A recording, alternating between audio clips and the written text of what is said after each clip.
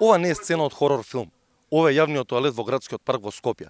Влеговме внатре и затекнавме нечистотија, отпадоци и пајажини кои висеа на секаде.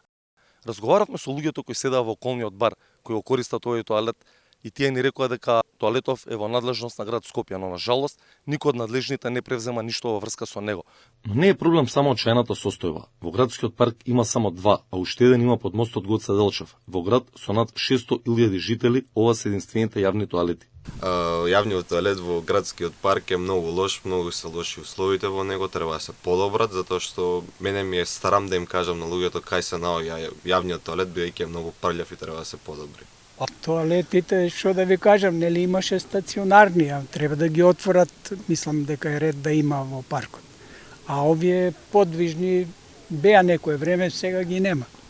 Не знам дали нема средства, дали е до организација, или ова е сепак централен парк. 50 години шетам тука, ама вака не било.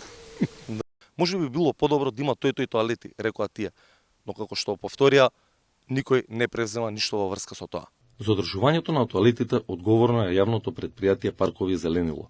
Алфа побара став и од таму, и од град Скопје, но нидовме на молки од двете институции.